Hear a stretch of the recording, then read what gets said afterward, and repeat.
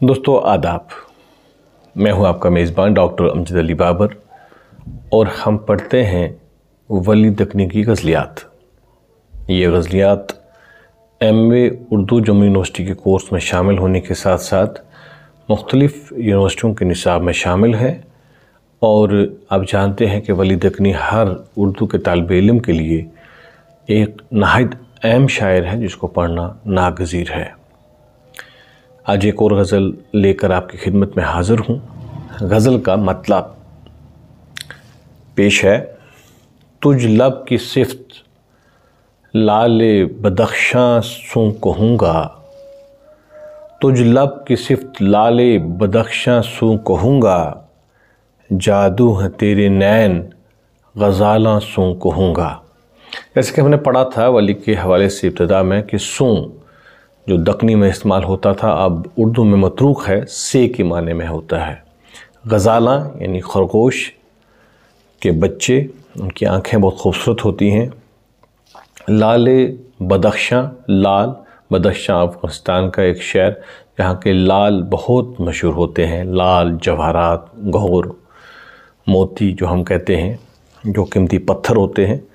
अब देखिए कि वली मतला में क्या कहते हैं कि तुझ लब की सिफ्त यानी कि महबूब तेरी लब की सिफ्त। तुझ लब यानी तेरी लब की जो सिफ्त है, तेरी लब की जो खसूसियत है, जो खूबसूरती है, वो मैं लाल बदख्शां से कहूँगा कि वो बहुत लाल होते हैं और बहुत मशहूर और कीमती पत्थर हैं। अपनी सुर्खी की वजह से बहुत मशहूर हैं। लेकिन मैं उसको कहूँगा कि यानी मेरे महबूब के जो होंठ हैं, लब हैं, वो तुझसे भी ए लाल बदख्शां, वो तुझसे भी खूबसूरत है, तुझसे भी ज़्यादा सुर्ख है।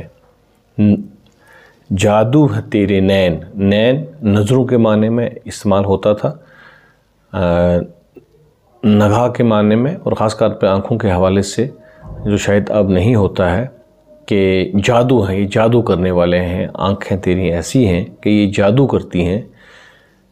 मैं किसे कहूँगा, गज़ालां सूं कहूँगा, ये जाके मैं गज़ालों से कहूँगा, खरगोश से कहूँगा कि जो नहायत खूबसूरत होते हैं, उनकी आँखें बहुत खूबसूरत होती हैं, कि मैं उनसे कहूँगा कि मेरे महबूब की आँखें आपसे भी ज़्यादा खूबसूरत हैं। अब देखिए मतलब में कोई ज़्यादा ख़ास बात उस तरह की तो हुई नहीं है। महबूब के खूबसूरत होंठों को लाले बदख्शां से कहने की बात की गई है और दूसरे में मिसरे में गज़ालां से कहने की ये बात कि महबूब की आँखें बहुत खूबसूरत हैं। तो उसमें तशबीह भी नहीं दी गई है, लेकिन एक बात है महज कि उनको कहा जाएगा कि ऐसी बातें हैं, महबूब की तारीफ़ की जा रही है। ऐसे लग रहा है कि मुतकल्लम जिसे कलाम कर रहा है उसे कहता है कि आपकी ये बहुत चीज़ें खूबसूरत हैं, होंठ बहुत खूबसूरत हैं, आँखें बहुत खूबसूरत हैं, और ये जाकर मैं उन लोगों से कहूँगा या उन ज़िंदा चीज़ों से कहूँगा या पत्थर से कहूँगा कि जो इससे मिलती जुलती हैं। अगला शेर देखिए जी। दी बादशाही हक ने तुझे हुस्न नगर की,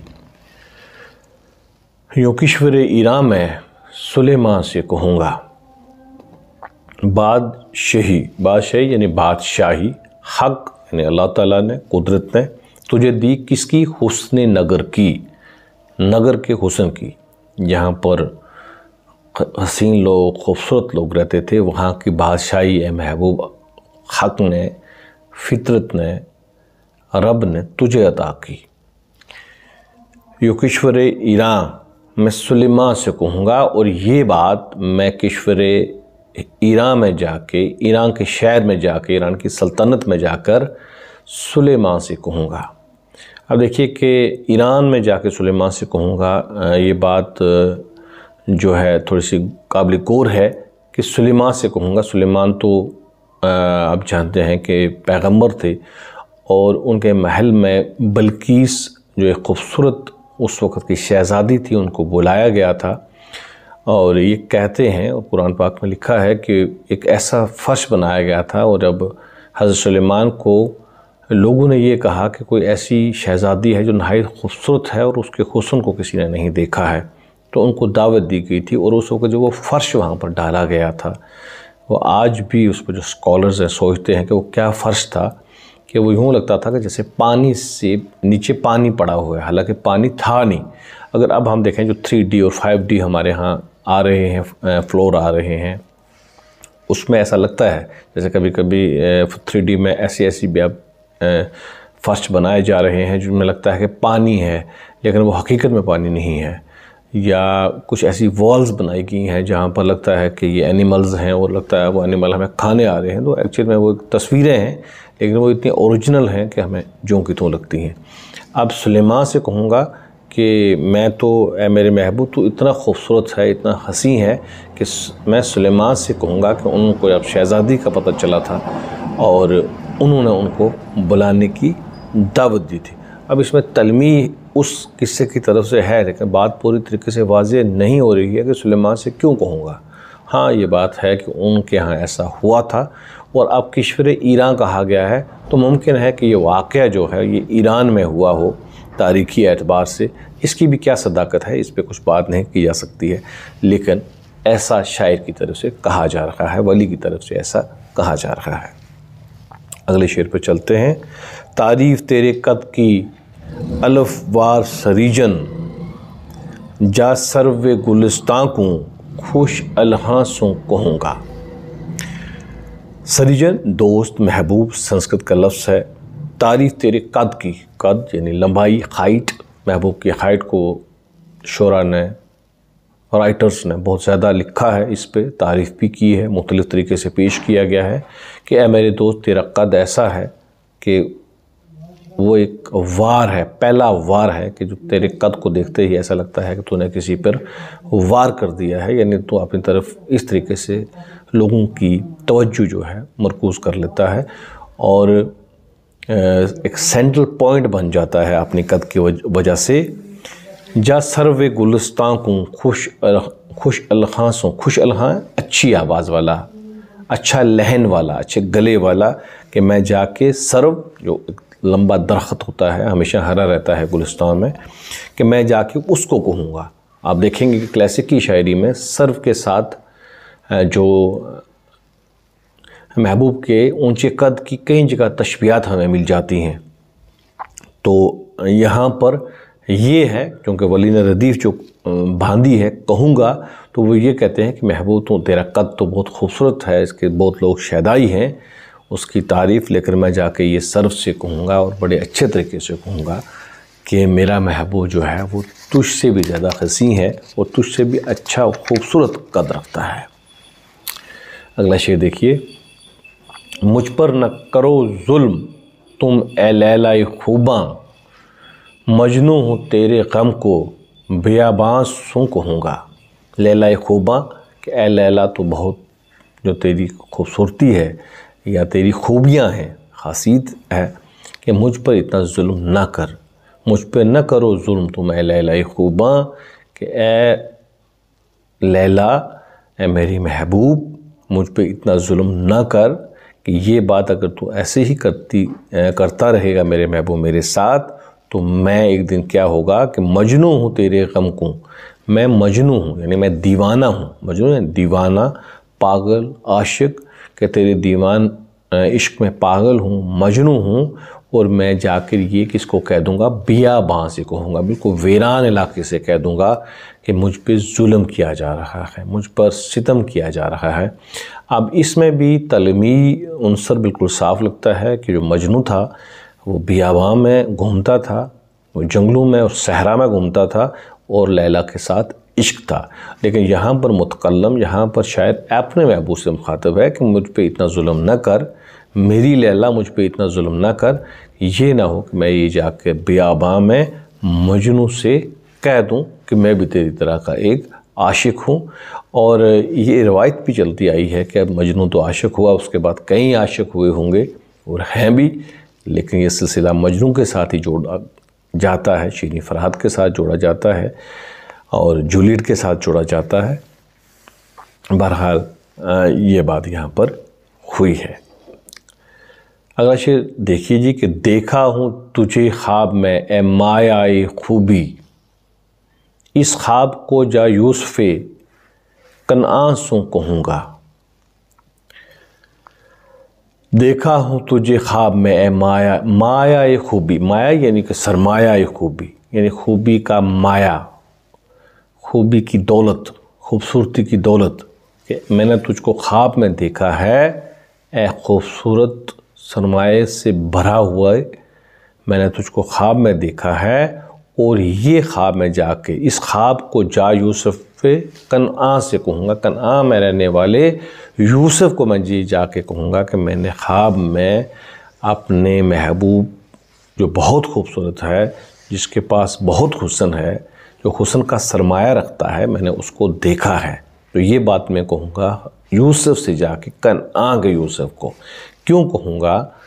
अब फिर बात ये है कि इसी मुनासबत से बात आई है कि हज़रत यूसुफ अलैहिस्सलाम बहुत हसीन थे, और ये भी कहा जाता है, किताबों में आया भी है कि दुनिया का सबसे ज़्यादा जो खूबसूरती का हिस्सा मिला था या हुस्न मिला था वो हज़रत यूसुफ को मिला था, और बाकी सारी दुनिया को उससे आधा मिला था या उससे भी बहुत कम मिला था। और वो कनआ में रहते थे। और ख्वाब जाके यूसुफ को कहूँगा। दूसरा ये भी है कि हज़रत यूसुफ अलैहिस्सलाम ख्वाबों की ताबीर करना जानते थे। और जब वो उनको कैद कर लिया गया था, जब उनको बेच दिया गया था मिस्र के बाज़ार में जाके, और जब ज़ुलेखा के महल में वो कुछ देर गुलाम रहे, और उसके बाद एक लंबा तवील वाक़या है कि वहाँ एक ऐसा वाक़या सरज़द हुआ कि हज़रत यूसुफ पर इल्ज़ाम लगाए गए, और बादशाह ने उनको गुस्से में आके जेल में डाल दिया। और बादशाह जेल में डाल के भूल गया, लेकिन फिर जब मिस्र में कैद पड़ने वाला था और किसी ने ये बताया कि जो फ़लाँ शख्स कैद में है वो ख्वाब की ताबीर जानता है, तो बादशाह ने ख्वाब देखा था जिसमें 7 गायें हैं, वो घास चरा रही हैं और 7 कुछ ऐसा कर रही हैं। एक तवील ख्वाब था। तो उन ख्वाबों की ताबीर जाके फिर हज़रत यूसुफ अलैहिस्सलाम ने दिखाई थी, और उसका नतीजा ये बताया था, ख्वाब का जो ताबीर ये बताई थी कि मिस्र पर कैद पड़ने वाला है। और फिर हज़रत यूसुफ अलैहिस्सलाम ने उसका इलाज भी बता दिया था कि उस कैद से हम किस तरीके से बचते हैं, बचना है हमें, किस तरीके से अपना गला जो है वो महफूज करना है, ताकि कैद के दिनों में हम अपनी राया को बचा सकें। तो गोया ये भी तलमी है। तो इसलिए कहूँगा कि मैं ख्वाब भी देखता हूँ और वो हुस्न भी है। तो इस हवाले से इस शेर में बात हुई है। तो बात ये हुई है कि मेरा महबूब बहुत खूबसूरत है और मैंने उसको ख्वाब में देखा है, और ये मैं जाकर हज़रत यूसुफ अलैहिस्सलाम से कहूँगा। जलता हूँ शब-ओ रोज़ तेरे गम में ए साजन, ये सोज तेरा मशले सोज़ां सो कहूँगा। मशले सोज़ां के सोज से भरी हुई मशल, जलती हुई शमा, सोज से भरी हुई जिसमें दर्द है। जलता हूँ शब-ओ रोज़, शब-ओ रोज़ यानी रात व दिन, तेरे गम में ए मेरे साजन, तेरा गम है मुझे, तेरा दुख है, तुझसे मोहब्बत है, और उसी में मैं जलता हूँ रात और दिन। और ये सोज तेरा मैं मशले सोज़ां, जो रात को जलती हुई शम्मा है, जो ख़ुद जलती है और रोशनी दोनों को दूसरों को अता करती है, मैं जाकर ये गम उसको कहूँगा कि ए शम्मा तुम भी तो ख़ुद जलती है और दूसरों को रोशनी अता करती है, मैं भी किसी के इश्क में जलता हूँ। अगला शेर देखिए जी। कुर्बां परी मुख पे हुई चोब सी जल कर, ये बात अजाए माए ताबा सो कहूँगा। कि कुर्बान परी मुख, परी मुख यानी परी जैसा चेहरा, मुख हुआ चेहरा, परी मुख यानी परी जैसा चेहरा यानी खूबसूरत चेहरा, कि मैं उस पे कुर्बान जो जलकर चोब सी बन गई यानी रस्सी सी बन गई, सुकड़ गई। मेरा चेहरा जो तरोताज़ा था कभी, तो वली को ऐसा लग रहा है कि अब वो जलकर चोब सी बन गई। ये बात अजाए माए ताबा से कहूँगा, और ये बात ऐसी है कि उसने एक ताज़ा फूल को, एक ताज़ा चेहरे को मुरझा दिया है। तो ये माए ताबा चमकते हुए चाँद से ये बात जाकर मैं कहूँगा कि ऐसा हुआ है कि वो जो परी जैसा मुख था वो जलकर राख हो गया है। मेरी समझ में मुझे कोई शेर का कोई बड़ा मफ़हूम नहीं लग रहा है, इतनी सी बात है। मज़ीद आप इस पर डिस्कस भी कर सकते हैं, और इसके और मफ़ाहिम भी हों तो ज़रूर आप चैट बॉक्स में लिखिएगा। बेसब्र ना हो ए वली इस दर्द सू हरगिज़, बेसब्र ना हो ए वली इस दर्द सू हरगिज़, जलता हूँ तेरे दर्द में दरमा सू कहूँगा। अवली मक्ता में ख़ुद से मुखातब होकर कहते हैं कि इस दर्द में, इस दर्द से तो हरगिज़ इतना बेसब्र ना हो, बल्कि दर्द में, दुख में सब्र रख, सब्र से काम ले। मैं क्या करूँगा कि जलता हूँ तेरे दर्द में, मैं तेरे दर्द में खुद जल रहा हूँ। वली खुद से मुखातब वो कहते हैं कि ये मैं जाके दरमा से इलाज करने वाले से, मौलजे करने वाले से कहूँगा कि वली को नहायत सदमा है, वली को नहायत दुख है। तो दोस्तों ये थी वली दखनी की एक और गज़ल। चैनल को ज़रूर सब्सक्राइब करिएगा, दोस्तों तक पहुँचाइएगा ताकि सभी तलबा इससे इस्तिफ़ादा कर सकें। आपके मशवरों से मैं और मज़ीद इन चीज़ों को बेहतर तरीके से लाने की कोशिश करूँगा। अपने मशवरों से नवाजते रहिएगा, अपना ध्यान रखिएगा। खुदा हाफिज़।